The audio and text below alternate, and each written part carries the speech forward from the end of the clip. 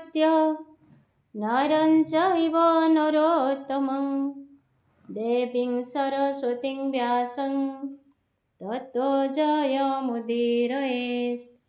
माघ महात्म्य अष्टम अध्याय।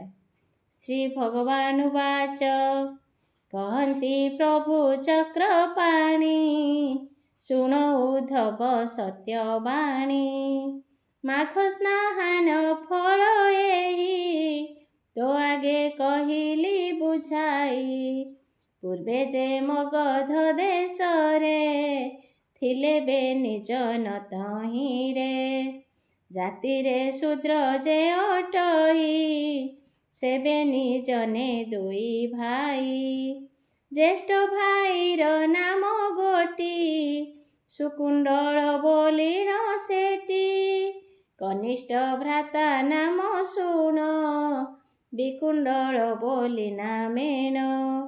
सेबेनी भाई सुखे थांती दुर्बुद्धि पण आचरती।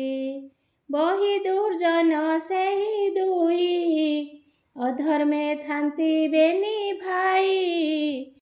धर्म को तीरार्थे न मानी गर्वित पण मने घेनी। करन्ति पर धन चोरी हरन्ति गौरव नारी। निर्दय पणे समदम करन्ति अति हि अधर्म। देवता धर्म न मानन्ति पथ जगी बाट चालन्ति। पशु स्वभावे दिन नियन्ति परर तोटी से काटन्ति। पर पदार्थ घेनी आसी निश्चिन्ते फुंजु थांती बसी। जूत खेलन्ति थोके नेई बेश्यार मन्ति किछि देई। भल पदार्थ अनुसरी आसन्ति क्रय बिक्री करी। घृत लवणी दूध सर अधाम गोटिका साकर। छेना पापुड़ी खंड गजा आंब पणस मिष्ट गजा। माछ मांस नाना द्रव्य भोजन करुथांती सर्व। दिव्य वसन मान पिंधी केसे कुसुम गभा बांधी। कर्पूर कस्तूरी चंदन अंगरे करन्ति लेपन। फुलापणरे बुलुथांती बहुत अन्याय करन्ति। हरिचरित कने शुणी हसीन निंदा वाक्य भणी। देखिले वैष्णव मानकु करन्ति उपहास ताकु। हरि मंदिर चिता चाही बोलन्ति घेनी छकिम पाई। एथिरे प्रयोजन किस होइछ एमंत भविष्य। तुलसी काठ कंठ माला किंपाई भरी अछ गला। एथिरे केउ फल अछि एछार कथा नहे किछि। कि अर्थे कृष्ण नाम जप तहिरे खंडई कि पाप। एमंत बोली निंदा करी व्यर्थे दिन जन हरि। एमंते किछि दिन अंते विचार कले बेनी भ्राते। बोलन्ति सुकुंडल चाही मित्रपुर को जीवी मुही। से मोर अति प्रिय सखा अनेक दिनु नाही देखा।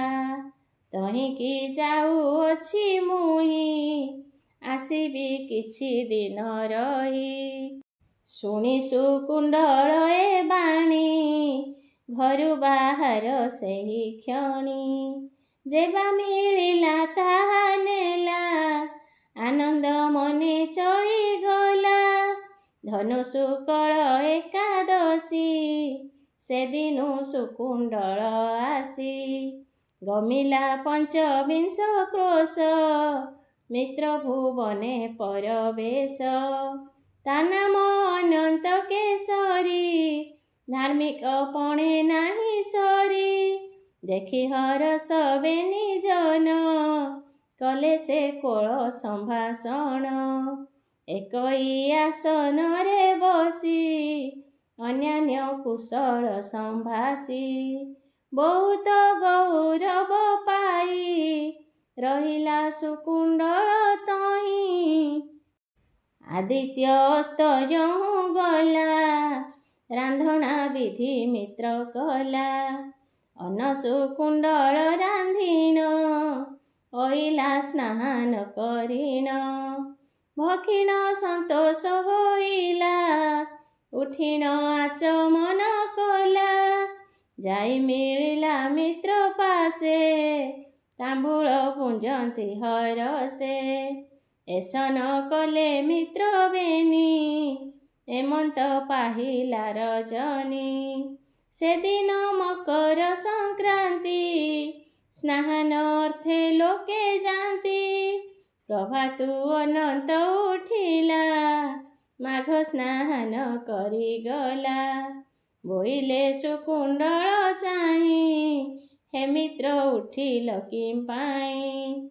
ତା ଶୁଣି ବୋଇଲା ବଚନ, କରିବି ମକର ସ୍ନାନ। ଶୁଣିହୁ ବୋଲଇ ସୁକୁଣ୍ଡଳ, ଏଥି ଲଭିବ କେଉଁ ଫଳ? ମାଘ ସ୍ନାନ କିମ୍ପା କରି, ବିଅର୍ଥେ ଶୀତେ ସିନା ମରି। ଅନନ୍ତ କହେ ମିତ୍ର ଶୁଣ, ମାଘ ସ୍ନାନେ ଯେତେ ପୁଣ୍ୟ, ଜ୍ଞାନ ଅଥବା ଅଜ୍ଞାନରେ, ଗୋହତ୍ୟା ଯେବେ ପ୍ରାଣୀ କରେ। ମାଘ ସ୍ନାନ ଯେବେ କରି, ସକଳ ପାପରୁ ନିସ୍ତରି, ତହିଁରେ ଯେତେ ପାପ ହୋଇ, ମାଘ ସ୍ନାନ କଲେ ଯାଇ। ଯେ ଅବା ବ୍ରହ୍ମ ହତ୍ୟା କରେ, ମାଘ ସ୍ନାନ କଲେ ତରେ। ସଂସାରେ ଛନ୍ତି ଯେତେ ଲୋକ, ତା ମଧ୍ୟେ ଯେତେ ଅପୁତ୍ରିକ, ସେ ପ୍ରାଣୀ ମହାପାପୀ ଜାଣ, ନର୍କରେ ପଡ଼ନ୍ତି ଅନ୍ତେଣ। ସେ ପ୍ରାଣୀ ମହାପାପୀ ହୋଇ, ତା ମୁଖ ଚାହିଁ ନ ଯୋଗାଇ। ସେ ଯେବେ ଏମନ୍ତ କରିବ, ସେବାରେ ଗୁରୁଙ୍କୁ ତୋଷିବ। ମକର ସ୍ନାନ ଶୁଦ୍ଧ ଚିତ୍ତେ, କରିବ ମାସକ ପର୍ଯ୍ୟନ୍ତେ। ବିଶ୍ୱାସଘାତାଦି କଳୁଷ, ତକ୍ଷଣେ ହୋଇବ ବିନାଶ। ଦୁହିତା ଦହେ ଅବହେଳେ, ଅନ୍ତେ ବସଇ ସ୍ୱର୍ଗ ଆଳେ। ଆବର ଯେତେ ପାପ ଧନ, ସମସ୍ତ ହୁଅଇ ଦହନ। ଶୁଣିବା ମାତ୍ରେ ହୁଏ କୀର୍ତ୍ତି, ମାଘ ସ୍ନାନେ ଫଳଶ୍ରୁତି। ମାର୍କଣ୍ଡ ଋଷିଙ୍କ ମୁଖରୁ, ଶୁଣି ମୁଁ ଅଛି ତାଙ୍କ ଠାରୁ। ତୁମ୍ଭେ ପୁଛିଲ ମୋତେ ଯାହା, ହେଣିଣ କହିଲି ମୁଁ ତାହା। ଶୁଣି ହରଷ ସୁକୁଣ୍ଡଳ, ବୋଲଇ ଦୁହେଁ ଯିବା ଚାଲ। ସ୍ନାନ କରିବଇ ମୁହିଁ, ଯଦ୍ୟପି ଏତେ ଧର୍ମ ତହିଁ। ଏସନ ବୋଲି ମିତ୍ର ଦୁଇ, ସେଠାରୁ ଗଲେ ବେଗ ହୋଇ। ଯାଇ ମିଳିଲେ ଗଙ୍ଗା କୂଳେ, ସ୍ନାନ କଲେ ପୁଣ୍ୟ ଜଳେ। ସେଠାରୁ ଫେରି ଆସି ଦୁହେଁ, ମିଳିଲେ ଆପଣାର ଗୃହେ। ଶୁକ୍ଳ ବସନ ପିନ୍ଧିଲେ, ନିର୍ମାଲ୍ୟ ସେବା ଦୁହେଁ କଲେ। ଦ୍ୱାଦଶ ଚିତା କପାଳରେ, ଘେନିଲେ ହରଷ ମନରେ। ସେଠାରୁ ଚଳିଲେ ତ୍ୱରିତେ, ଯାଇ ଦେଖିଲେ ଜଗନ୍ନାଥେ। ଦର୍ଶନ କରି ନଇଲେ, ବସିଲେ କୃଷ୍ଣାଜିନ ଛାଲେ। ବୋଲନ୍ତି ଗୋବିନ୍ଦର ନାମ, ଶୁଣନ୍ତି ମକର ମାହାତ୍ମ୍ୟ। ଅରୁଆ ଅନ୍ନ ଏକାବେଳେ, ଭୁଞ୍ଜନ୍ତି ରବି ଅସ୍ତ କାଳେ। ମୁଖେ ଉଚାରି ସତ୍ୟ ବାକ୍ୟେ, ଦାନ ଦିଅନ୍ତି ଯଥା ଶକେ। ଏରୂପ କଲେ ମାସେ କାଳ ଅନନ୍ତ ଆଉ ସୁକୁଣ୍ଡଳ। ଯେତେ କଳୁଷ ଦେହେ ଥିଲା ମାଘ ସ୍ନାହାନେ କ୍ଷୟ ଗଲା। ସମ୍ପୂର୍ଣ୍ଣ ହେଲା ମାଘ ମାସ ବସନ୍ତ ଋତୁ ପରବେଶ। କହନ୍ତି ପ୍ରଭୁ ଆଦି ମୂଳ ମାସେ ରହିଲା ସୁକୁଣ୍ଡଳ। ମିତ୍ରକୁ ମେଲାଣି ମାଗିଲା ଆପଣା ଭୁବନକୁ ଗଲା। କନିଷ୍ଠ ଭ୍ରାତା ମୁଖ ଚାହିଁ ବିଳମ୍ବ କଲ କାହିଁ ପାଇଁ। ଶୁଣିବ ଲଇ ଜ୍ୟେଷ୍ଠ ଭ୍ରାତ ଗୌରବ କଲେ ମୋତେ ମିତ୍ର। ମାସେ ରଖିଲେ ମୋତେ ସ୍ନେହେ ଛାଡ଼ି ନ ଦିଅନ୍ତି କେବେ। ତେଣୁ ଯେ ବିଳମ୍ବ ହୋଇଲା ଶୁଣି ସାନୁଜ ପ୍ରତେ ଗଲା। ସ୍ନାନ ଭୋଜନ ସାରିଲେ ସମସ୍ତ କୁହା କୁହି ହେଲେ। ସୁଜନେ ଜନେ ଏହା ଶୁଣି ତରିବ ଭବ ତରଙ୍ଗିଣୀ। ଛାଡ଼ି ଅସତ୍ୟ ଦ୍ୱନ୍ଦ୍ୱ ମାନ କୃଷ୍ଣ ଚରଣେ କରେ ଧ୍ୟାନ। ନିମିଷେ ନ ପାଶୋରି ମନୁ ଭଣେ ନୃସିଂହ ଦାସ ଶୁନୁ।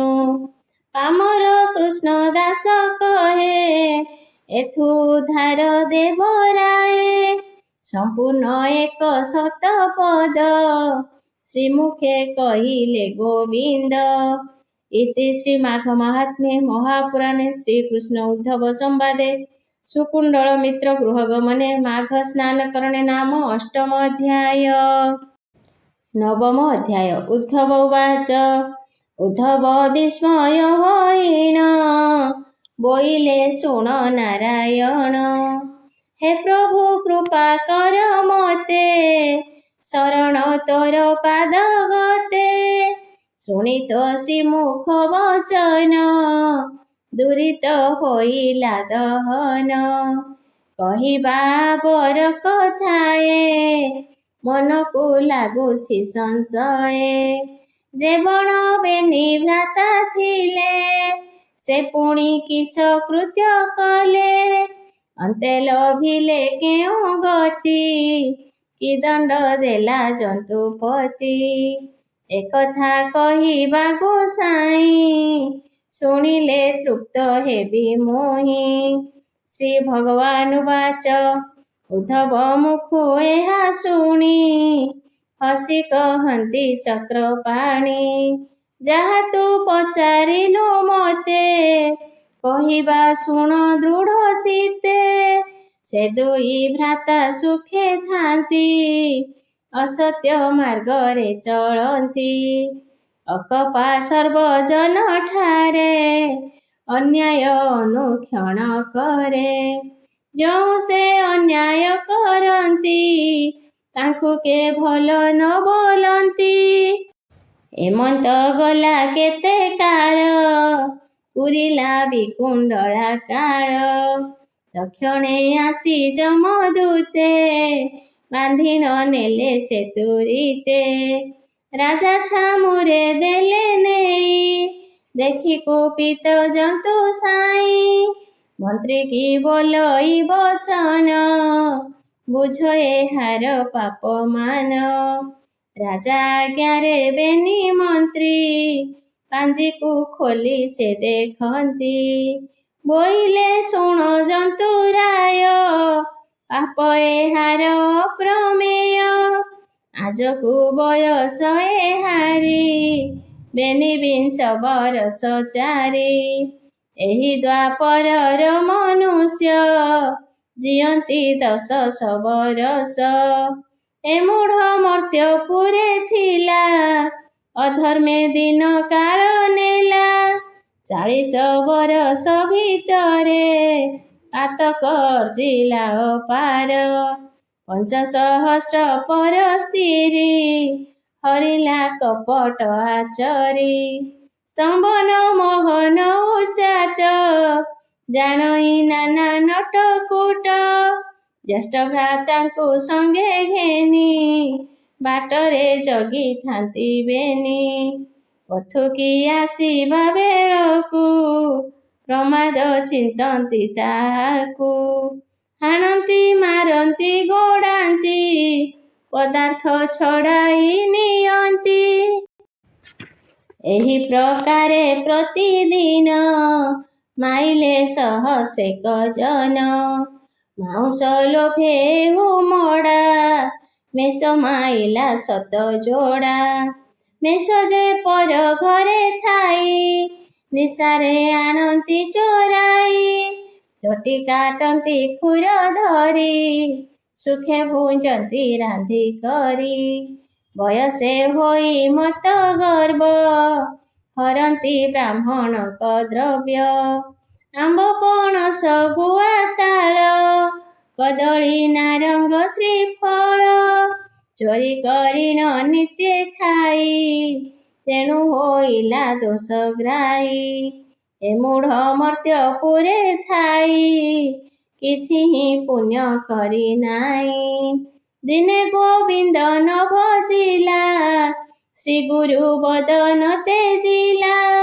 ଆମେ ତା ଆଗୁଁ ଜାଣିଛୁ ପାଞ୍ଜିରେ ସର୍ବ ଯେ ଲେଖିଛୁ। ରାଣୀଙ୍କ ଚକ୍ଷୁ ଦ୍ୱାରେ ଥାଇ ଦେଖି ପ୍ରତିମା ରୂପ ହୋଇ। ସେ ହେତୁ ଜାଣୁ ପୁଣ୍ୟ ପାପ ଏକଥା ଅଟଇ ସ୍ୱରୂପ। ଦିବସ ଅନ୍ତେ ହୁଏ ରାତି ପ୍ରାଣୀଏ ସନ ମଣନ୍ତି। ଆମ୍ଭେ ରୂପେ ତାହା ଜାଣି ପାଞ୍ଜିରେ ଲେଖିଥାଉ ପୁଣି। ଏମନ୍ତ ଶୁଣି ରବି ଶିଷ୍ୟ ମନେ ବହୁତ କରି ରୋଷ। ବୋଇଲେ ହୀନ ପାମର ବଦନ ନ ଚାହିଁ ଏହାର। ଦୁର୍ଲଭେ ନର ଦେହ ବହି ବିଷ୍ଣୁଙ୍କୁ ନ ଭଜିଲା ଏହି। ଅଧର୍ମେ କଟାଇଲା ଦିନ ହରିଲା ପର ନାରୀ ଧନ। ତହିଁକି ଶାସ୍ତି ଏବେ ପାଉ ଆମର ପ୍ରାୟଶ୍ଚିତ ହେଉ। ଏହାକୁ ବେଗେ ଘେନି ଯାଅ ଶିମିଳି ବୃକ୍ଷେ ବାନ୍ଧି ଦିଅ। ପିଟିବ କଣ୍ଟା ଛାଟ ଘେନି ଖୋଳି ପକାଅ ଚକ୍ଷୁ ବେନି। ମାଉଁସ ତୁଳା ପ୍ରାୟ କରି କାଟିବ ତୀକ୍ଷ୍ମ ଖୁର ଧରି। ଲବଣ ବେସର ମିଶାଇ ବଳିବ ତହିଁ ପରେ ନେଇ। ଆଉ କରିଛି ପାପ ଯେବା ତହିଁକି ଆନ ଶାସ୍ତି ଦେବା। ନୃପତି ଆଜ୍ଞା ଦୂତେ ପାଇ କେଶ ଧରିଣ ତାକୁ ନେଇ। ଶିମିଳି ବୃକ୍ଷରେ ବାନ୍ଧିଲେ ବିବିଧ ମାଡ଼ ହିଁ ମାଇଲେ। ତାହାର ଚାରିପାଶେ ବେଡ଼ି ପ୍ରହାର କଲେ ଲୁହା ବାଡ଼ି। ବିପତି କାଟିଲେ ଶରୀର ବୋଳିଲେ ଲବଣ ବେସର। କାନ୍ଦଇ ଅତି ବିକଳରେ ଡକା ପାରଇ ଉଚ୍ଚ ସ୍ୱରେ। ବନ୍ଧନ ଥାଇ ବିକୁଣ୍ଡଳ ବହୁତ ଅଟଇ ବିକଳ। ଏମନ୍ତେ ଷଷ୍ଠ ମାସ ଗଲା ପୁଣି ତା ଜ୍ୟେଷ୍ଠ ଭ୍ରାତା ମଲା। ତୁଳସୂକଳ ଏକାଦଶୀ ସେଦିନ ଶୁକୁଣ୍ଡଳ ଆସି।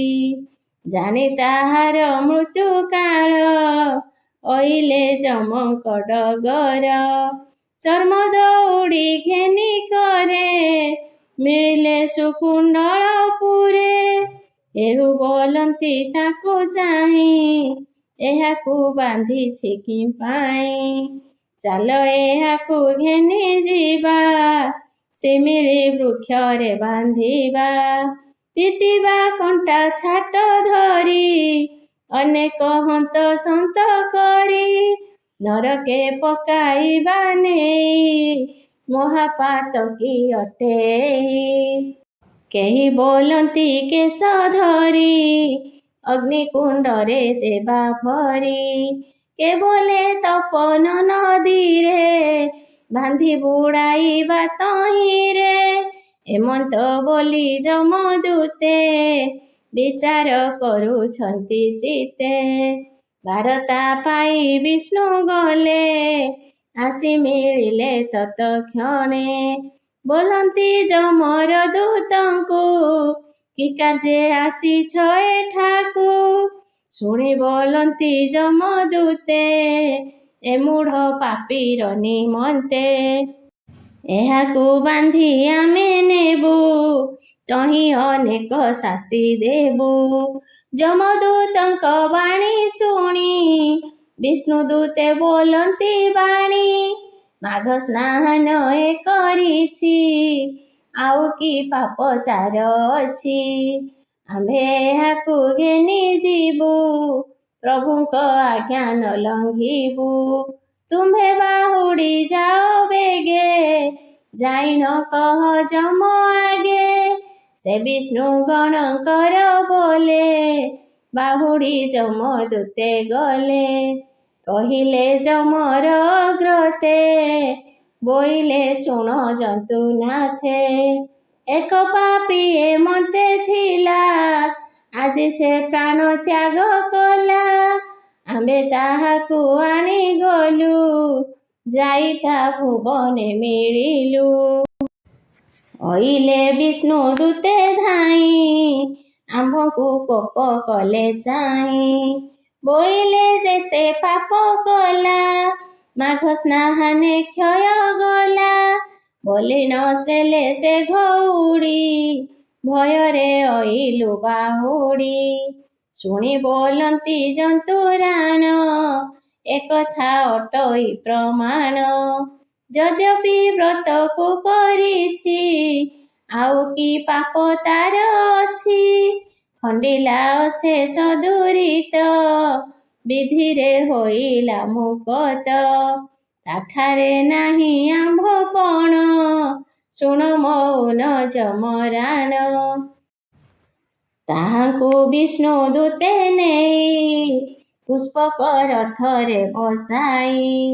କେ ଖଦି ଚାମର ପକାନ୍ତି କେ ଦ୍ରବ୍ୟ ବିଞ୍ଚଣା ବିଞ୍ଚନ୍ତି। କେହୁ କରନ୍ତି ଆଗେ ନୃତ୍ୟ ସୁସ୍ୱରେ ଗାଉଛନ୍ତି ଗୀତ। ଶୁଭଇ ହରି ହରି ଧ୍ୱନି ସମ୍ଭ୍ରମେ ଗଲେ ତାକୁ ଘେନି। ସଧିରେ ଚଳଇ ବିଧାନ ସାନନ୍ଦ ସୁକୁଣ୍ଡଳ ମନ। ଆକାଶ ମାର୍ଗେ ଯାନ୍ତି ଚଳି ଶୁଭଇ ନିର୍ଘାତ ବୋବାଳି। ଶ୍ରୁତି କି ଶୁଭିଲା ଶବଦ ଶୁଣ ସୁକୁଣ୍ଡଳ ସ୍ତବଦ। ବିଷ୍ଣୁଦୂତଙ୍କୁ ଚାହିଁ ପୁଛି ଏ କିସ ଶବଦ ଶୁଭୁଛି। ଡକା ପଡ଼ିଲା ପ୍ରାୟ ହୋଇ ନିର୍ଘାତ ବୋବାଳି ଶୁଭଇ। ଶୁଣି ବିକଳ ମୋର ଦେହ ସେ କଥା ଫେଡ଼ି ମୋତେ କହ। ଶୁଣି ବୋଲନ୍ତି ବିଷ୍ଣୁଗଣ ଯାହା ପୁଛିଲ ତାହା ଶୁଣ।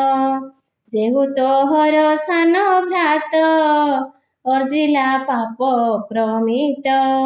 ସେ ଯେତେବେଳେ ପ୍ରାଣ ହରି ନେଲେ ଯେ ଯମଦୂତେ ଧରି। ଯମ ଦେଖିଣ କୋପ କଲା ଅନେକ ଶାସ୍ତି ତାକୁ ଦେଲା। ତାହାକୁ ନେଇଣ ସତରେ ବାନ୍ଧିଲେ ଶିମିଳି ବୃକ୍ଷରେ। ନିରାଶେ କଣ୍ଟା ଛାଟେ ପିଟି ଖୁର ଘେନିଣ ମାଂସ କାଟି। ଯମ ଆଜ୍ଞାରେ ଘେନି ଗଲେ ଏମନ୍ତ ଦଣ୍ଡ ତାକୁ ଦେଲେ। ତେଣୁଟି ଛାଡ଼ୁଅଛି ରଡ଼ି କେହି ପାରିବ ତାକୁ ଫେଡ଼ି। ଶୁଣି ସୁକୁଣ୍ଡଳ ବୋଲଇ ସେ ଯେବେ ମୋର ଭ୍ରାତ ହୋଇ। ଆମ୍ଭେ ତ ଦୁହେଁ ଗୃହେ ଥିଲୁ ଦୁହେଁ ଅକର୍ମ ଆଚରିଲୁ। କାଳେ ତା ପ୍ରାଣ ତ୍ୟାଗ ହେଲା ସେ କି ପାଏ ଦଣ୍ଡ ପାଇଲା। ମୋତେ ନେଉଛ ସ୍ୱର୍ଗପୁର କେ ବଣ ପୁଣ୍ୟ ଅଛି ମୋର। କହ ହେ ଶ୍ରୀହରିର ଦାସ ମନରୁ ଫେଡ଼ ମୋ ସନ୍ଦେଶ। ଶୁଣି ବୋଇଲେ ବିଷ୍ଣୁ ଦୂତେ ସେ କଥା କହୁ ଏବେ ତୋତେ। ତୁମ୍ଭେ ଯେବେ ନିଭ୍ରାତ ଥିଲ ଅନେକ ପାପ ଆଚରିଲ, ନ କଲ ଦାନ ଧର୍ମ କିଛି, ଏକ କଥାଏ ମାତ୍ର ଅଛି। ଦିନେଟିଏ ମନ୍ତ ତୁ କଲୁ ମିତ୍ର ଘରକୁ ଯାଇଥିଲୁ, ସେଠାରେ କଲୁ ମାଘ ସ୍ନାନ, ତେଣୁ ହୋଇଲା ମହାପୁଣ୍ୟ। ସକଳ ପାପ ନାଶ ଗଲା, ତାର ବୈକୁଣ୍ଠ ଗତି ହେଲା। ଶୁଣି ବୋଇଲେ ଶକୁଣ୍ଡଳ, ମୋ ଆତ୍ମା ହେଉଛି ବିକଳ। ସେ ମୋର ସୋଦର କନିଷ୍ଠ, ପାଉଛି ଏଡ଼େ ବଡ଼ କଷ୍ଟ। ତାହା ଶୁଣିଲା ଶ୍ରୁତି ପଥେ, ସ୍ୱର୍ଗକୁ ଯିବ ହିଁ କେମନ୍ତେ। ଏନେ ସେ ବନ୍ଦୀରୁ ତରିବ, ଭ୍ରାତା ମୋ ସଙ୍ଗେ ସ୍ୱର୍ଗ ଯିବ। ଏଥକୁ କହିବା ଉପାୟ, ଯଦ୍ୟପି ହୋଇବ ସଦୟ। ବୋଲନ୍ତି ବିଷ୍ଣୁ ଗଣେ ଚାହିଁ, ସେ କିଛି ଧର୍ମ କରି ନାହିଁ। ତୋର ପୁଣ୍ୟରୁ ଅଧେ ଦେଲେ, ବନ୍ଦୀରୁ ତରିବ ସେ ଭଲେ। ଯମଦଣ୍ଡରୁ ହେବ ପାର, ନହିଲେ ନାହିଁ ପ୍ରତିକାର। ପୁଣି ଶକୁଣ୍ଡଳ ବୋଇଲା, ମୋହର ସନମତ ହେଲା। ଦେଲି ମୁଁ ଅଧେ ପୁଣ୍ୟ ତାକୁ, ବନ୍ଦୀରୁ ଫେରାଅ ଭ୍ରାତାକୁ। ବହନ କରି ତାକୁ ଆଣ, ଶୁଣି ରହିଲେ ବିଷ୍ଣୁ ଗଣ। ରଥୁ ତରି ଜଣ ଚାରି, ତକ୍ଷଣେ ମିଳି ଯମପୁରୀ। ଯମର ସନ୍ନିଧେ ମିଳିଲେ, ଏ ସର୍ବ ବୃତ୍ତାନ୍ତ କହିଲେ। ବୋଇଲେ ଶୁଣ ଜନ୍ତୁ ସାଇଁ, ଯେ ପାପୀ ଅଛି ବନ୍ଦୀ ହୋଇ। ଦଣ୍ଡ ଦେଉଛ ଅପ୍ରମିତ, ପାପୀକି ଦଣ୍ଡ ଯେ ଉଚିତ। ତାହାର ଜ୍ୟେଷ୍ଠ ଭ୍ରାତ ମଲା, ଆଜ ତା ପ୍ରାଣ ତ୍ୟାଗ ହେଲା। ମହାପାତକୀ ସେହି ଜନ, କେବଳ କରି ମାଘ ସ୍ନାନ। ତାହାର ଧର୍ମ ବଳ ଜାଣି, ଆମ୍ଭେ ଯେ ଗଲୁ ତାକୁ ଆଣି। ବିମାନେ ବସାଇ ଆଣନ୍ତେ, ରଡ଼ି ଶୁଭିଲା ଶ୍ରୁତି ପଥେ। ଆମ୍ଭମାନଙ୍କୁ ପଚାରିଲା, ଏ କିସ ଶବଦ ଶୁଭିଲା। ଆମ୍ଭେ କହିଲୁ ତା ଅଗ୍ରତ, ସେହୁ ତୋହର ସାନ ଭ୍ରାତ। ଯମର ଦଣ୍ଡେ ଅଛି ପଡ଼ି, ଆକୁଳେ ଛାଡ଼ଇ ସେ ରଡ଼ି। ଶୁଣି ବୋଇଲା ମହାତ୍ମା, ସେ ମୋର ଭ୍ରାତ ନିଜ ଆତ୍ମା। ମୋର ପୁଣ୍ୟରୁ ଅଧେ ଦେଇ, ବନ୍ଦୀରୁ ଆଣ ମୁକୁଳାଇ। ତାହାର ବଚନେ ଅଇଲୁ, ରାଜା ତୋ ଛାମୁରେ କହିଲୁ। ତୁ ପାପ ପୁଣ୍ୟ ଅଧିକାରୀ, ବିଚାରି କହ ଦଣ୍ଡଧାରୀ। ଶୁଣି କହିଲେ ଜନ୍ତୁପତି, ଏକଥା ଅଟହି ଯୁଗତି। ସେ ଯେବେ ଅଧେ ଧର୍ମ ଦେଲା, ସାନ ଭ୍ରାତାକୁ ଉଦ୍ଧାରିଲା। ମୋ ଆଜ୍ଞା ରକ୍ଷା ଲୋକେ କହି, ବନ୍ଦୀରୁ ନିଅ ମୁକୁଳାଇ। ତା ଶୁଣି ବିଷ୍ଣୁ ଦୂତେ ଗଲେ, ରାଜା ଆଜ୍ଞାରେ ମୁକ୍ତି କଲେ। ଘେନିଣ ଗଲେ ଅତି ବେଗେ, ମିଳିଲେ ଶକୁଣ୍ଡଳ ଆଗେ। ଦେଖି ସାନନ୍ଦ ଶକୁଣ୍ଡଳ, ନିଜ ଭ୍ରାତାକୁ କଲେ କୋଳ। ହରଷେ ଗଦ ଗଦ ହୋଇ, ଲୋଚନୁ ଅଶ୍ରୁ ଜଳ ବହି। ତହୁଁ ଚଳିଲା ଦେବରଥ, ସ୍ୱର୍ଗରେ ମିଳିଲା ତ୍ୱରିତ। ବିମାନୁ ଓହ୍ଲାଇ ବହନ, ବସିଲେ ଅମର ଆସନ। ଅମୃତ ଭୋଗ ତହିଁ କଲେ, ନିଶ୍ଚିନ୍ତ ହୋଇ ନ ରହିଲେ। ଶୁଣ ଉଦ୍ଧବ ଦୃଢ଼ ଚିତ୍ତେ, ମାଘ ସ୍ନାନର ଫଳ ଏତେ।